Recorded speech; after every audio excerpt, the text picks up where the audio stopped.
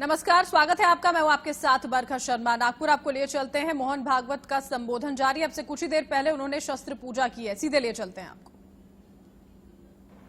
इस पूरे कोरोना की कालावधि में उस बीमारी के कारण अथवा इस विशिष्ट परिस्थिति में अन्य कारणों से भी जो बंधु विदा हो गए दुनिया से, उनके स्मरण का विषाद भी है। और इसलिए एक विचित्र परिस्थिति है और उसका कारण हम सब जानते हैं।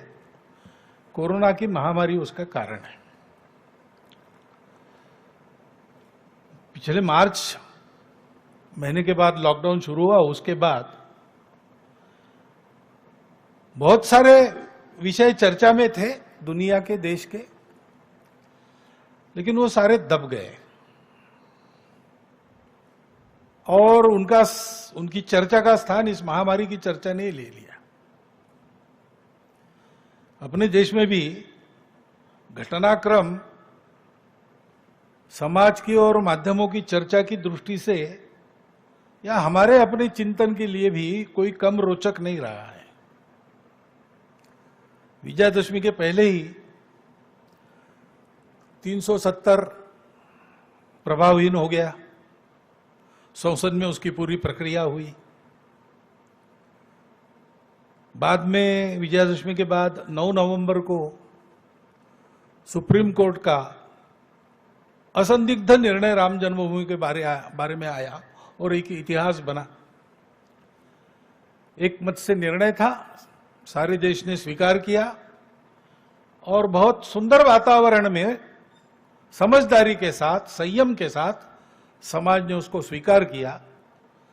हर्षोल्लास का होने के बाद भी संयम के साथ मनाया और बिल्कुल 5 अगस्त में और राम मंदिर निर्माण के आरंभ का जो पूजन हुआ उसमें भी, और हमने उस वातावरण के पवित्रता को, भव्यता को, उल्लास को भी देखा, साथ साथ इस संयम और समझदारी को भी देखा।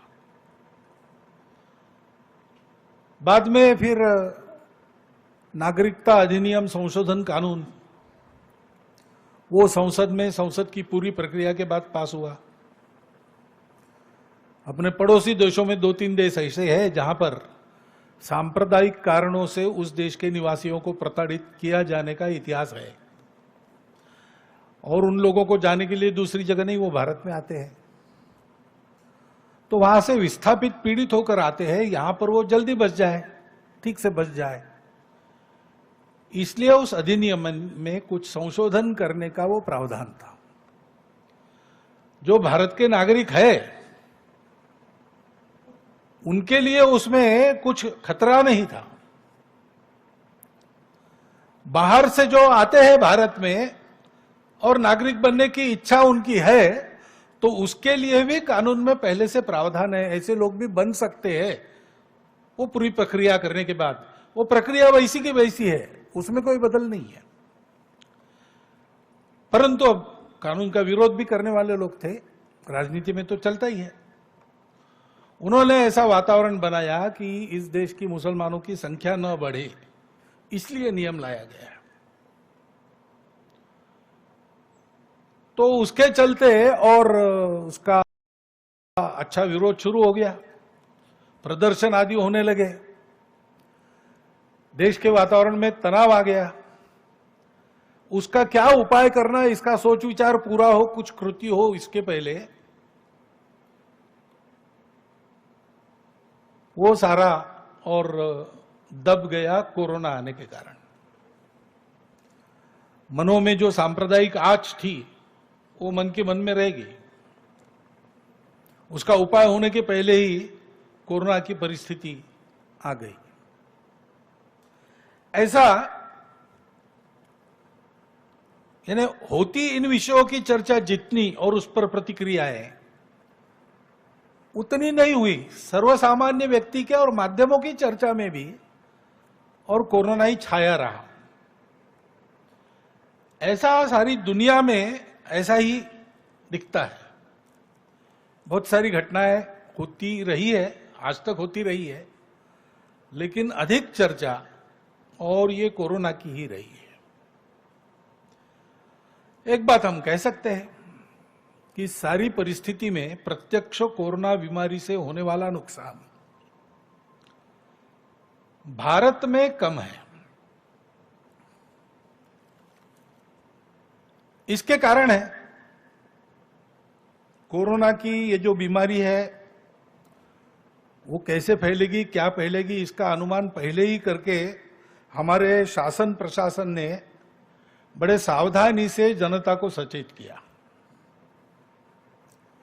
सावधानी के लिए नियम लगाए, सावधानी के लिए उपाय भी बताए, और केवल बताए नहीं, उन उपायों का निर्वहन हो, अमल हो, इसकी बहुत तत्परता से योजना की।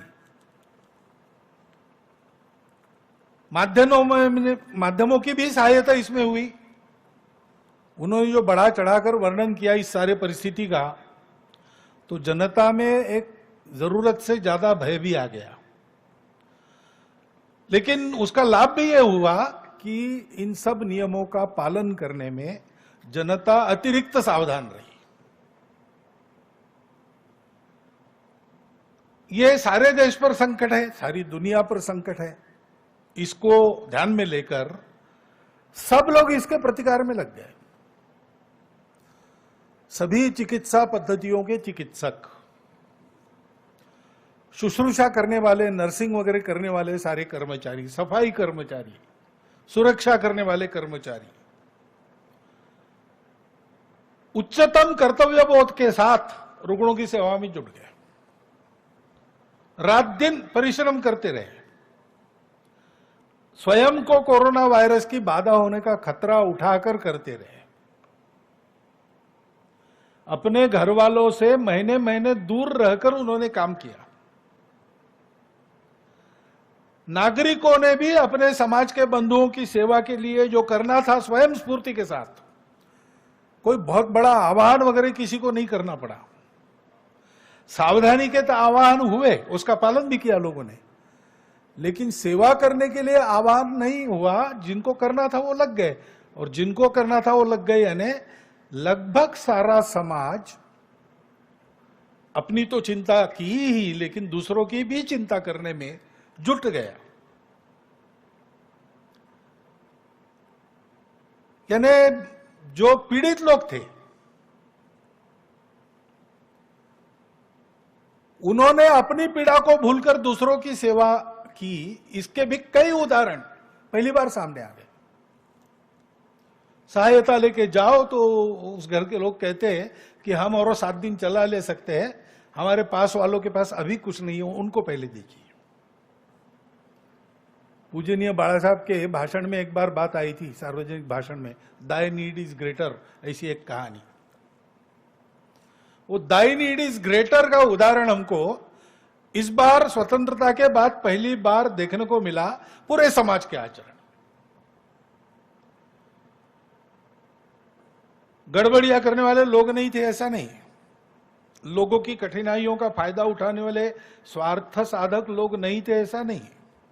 उसके कारण कठिनाई, नुकसान ये भी हुआ, लेकिन बड़ा चित्र तो शासन, प्रशासन, जनता, इनका परस्पर विश्वास, परस्पर सहयोग, स्वयं मन में सेवा भाव लेकर जो बनता है समाज के लिए वो करना। मातृशक्ति भी लग गई।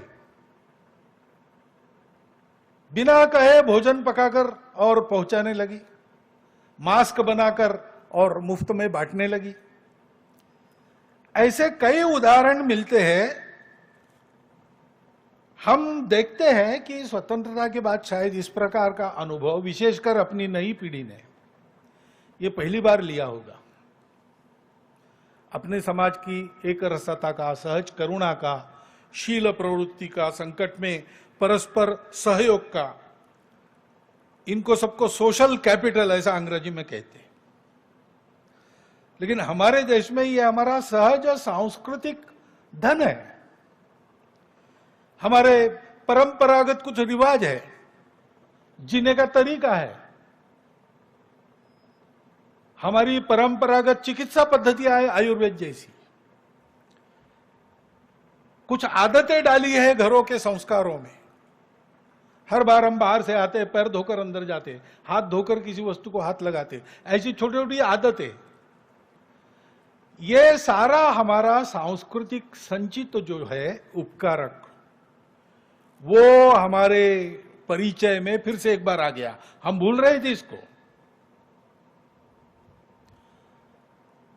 और वो सब सहजशील है हमारा, करुणा के स्वभाव का, सेवा के स्वभाव का, वो बड़ा वेग से सारे समाज के हृदय से प्रकट हुआ और सारा समाज एक होकर सक्रिय हुआ। इस अनुभूति को हमने शायद पहली बार पाया है। सेवा में रत जिनके नाम सबको मालूम है, जिनके नाम किसी को मालूम नहीं, सेवा कर रहे अभी तक, आगे भी करेंगे, सेवा करते करते बलिदान हो गए, ऐसे सब अपने समाज के बंधु भगिनी, चिकित्सक, सब प्रकार के कर्मचारी, समाज के सभी वर्गों से आने वाले सेवा परायण घटक, ये अभिनंदन के पात्र है। और जिन्होंने सेवा करते करते अपना बलिदान दिया, वो सारे हुतात्मा, उनके स्मरण में, उनकी पवित्र स्मृति में हम अपनी हार्दिक श्रद्धांजलि अर्पण करते हैं। परिस्थिति अभी पूरी गई नहीं, चल रही है, लेकिन चरण बदल गया है। महानगर संघ चालक जी के प्रास्ताविक में उल्लेख था,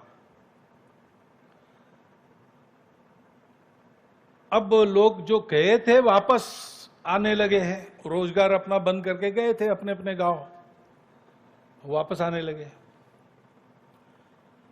बहुत अधिक प्रमाण वापस आने वालों का है, लेकिन आने के बाद उनको वहां रोजगार है ही जो पहला था, ऐसा नहीं है।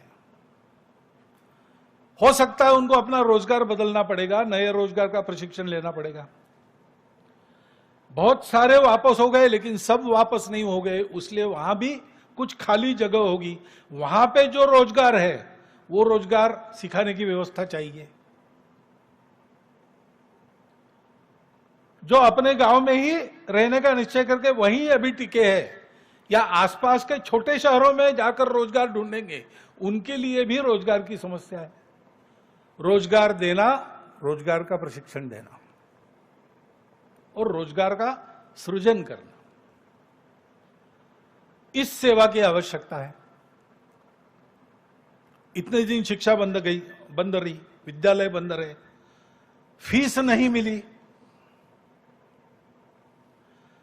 तो विद्यालय संचालकों के सामने फीस का पैसा न मिलने से स्कूल चलाने की समस्या है। शिक्षकों को वेतन कहां से देंगे, इसकी समस्या है। शिक्षकों का वेतन बंद रहा तो अभी भी पूरा वेतन देने की सबकी स्थिति नहीं है, तो अब घर कैसे चलाएं, इसकी समस्या उनके सामने है। छात्र पढ़ाई में पिछड़ गए, ये एक बात है, और अब फिर से विद्यालयों में जाने लगेंगे तो जिनके रोजगार गए ऐसे अभिभावकों के पास उनकी फीस भरने के लिए पैसा नहीं है, इसलिए उनके शिक्षा की व्यवस्था करना, शिक्षकों के उदर निर्वाह की व्यवस्था करना, विद्यालयों के निर्वाहन की व्यवस्था करना, ये एक सेवा का आयाम ध्यान में आता है। और ये सारी परिस्थिति है, धीरे धीरे इसमें से हम बाहर आने वाले हैं, लेकिन तब तक जो तनाव है, उस तनाव के कारण समाज में, परिवारों में अनेक प्रकार की समस्याएं उत्पन्न होती है, निराशा आती है। उसमें से एक तरफ अपराधों में बढ़ोतरी होने की संभावना रहती है, दूसरी तरफ आत्महत्या की ओर व्यक्ति बढ़ते हैं। ये तीनों विकृतियां न आए, कठिनाई में भी, कष्टों को झेलते हुए भी सामाजिक पारिवारिक जीवन स्वस्थ रहे, इस प्रकार का सलाह परामर्श समुपदेशन उसकी आवश्यकता है। स्वयंसेवक तो ये काम कर रहे हैं और करते रहेंगे जब तक आवश्यकता है, तब तक सेवा उनका स्वभाव है। समाज के सभी अन्य लोगों को भी ये ध्यान में रखना पड़ेगा कि लंबे समय तक सेवा करनी पड़ेगी।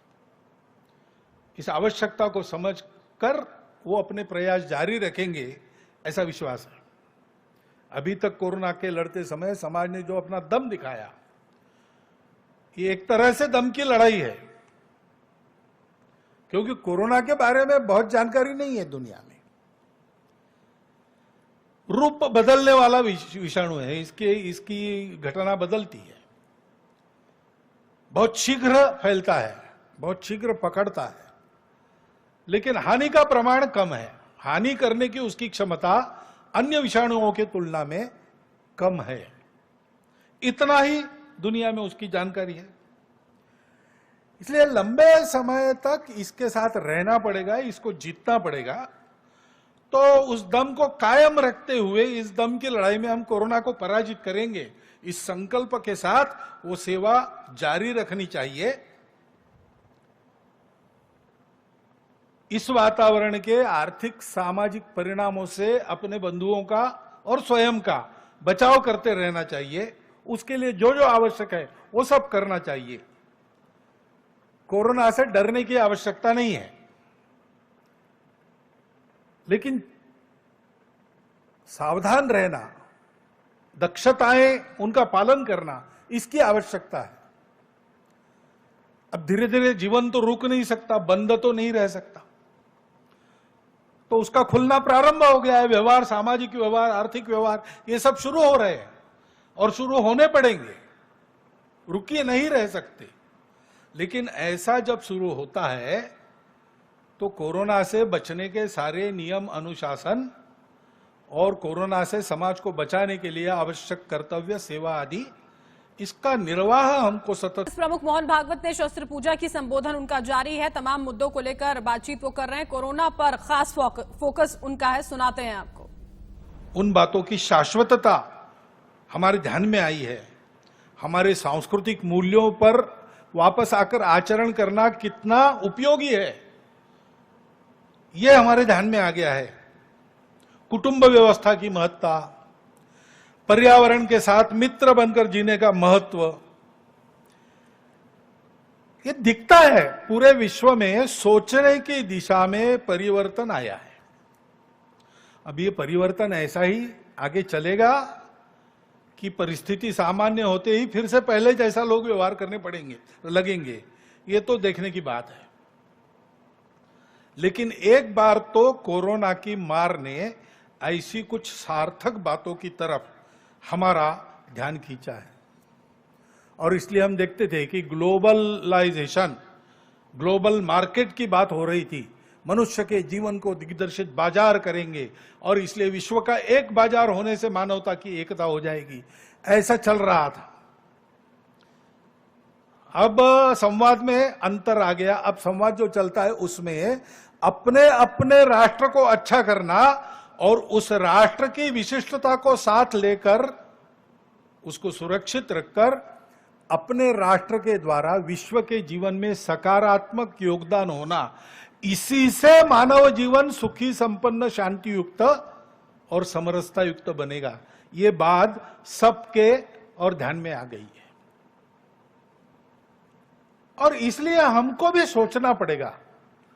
हमारे मूल्यों से, परंपराओं से, शाश्वत ज्ञान से फिर से भेंट हुई है, लेकिन इतने दिन हमने उनको नहीं अपनाया तो हम थोड़ा उनका स्वरूप, अर्थ आदि भूल गए हैं। हमको विचार करना पड़ेगा कि वास्तव में वो क्या है, तब हम उसको अपना सकेंगे, अपना और मानव जीवन का हित कर सकेंगे। जैसा मैंने कहा, जीवन तो नहीं थमा, कोरोना ने हमको रोक दिया, जीवन को तो नहीं रोक सकते। जीवन की अनेक बातें चलती रही। अब ये सारी कोरोना महामारी में चाइना का नाम आता है, वो पता नहीं क्या है, संदिग्ध नहीं, निसंदिग्ध कुछ नहीं, शंकाएं हैं, संदिग्धता है। लेकिन चीन ने इस कालावधि में अपने और सामरिक बल के गर्व में, अभिमान में हमारी सीमाओं का जो अतिक्रमण किया और जिस प्रकार व्यवहार किया और कर रहा है, केवल हमारे साथ नहीं, सारी दुनिया के साथ, वो तो सारी दुनिया के सामने स्पष्ट है। तो चीन पर भी निशाना साधते हुए यहां पर मोहन भागवत इसके अलावा CAA 370 राम मंदिर और कोरोना की जो मौजूदा स्थिति है भारत में उसको लेकर उन्होंने जिक्र किया। तारीफ यहां पर की डॉक्टर्स की, किस तरह महीनों तक अपने घर नहीं गए, यहां पर देश की सेवा की, समाज की सेवा की और समाज का एक अलग रूप यहां पर कोरोना के वक्त में देखने को मिला है।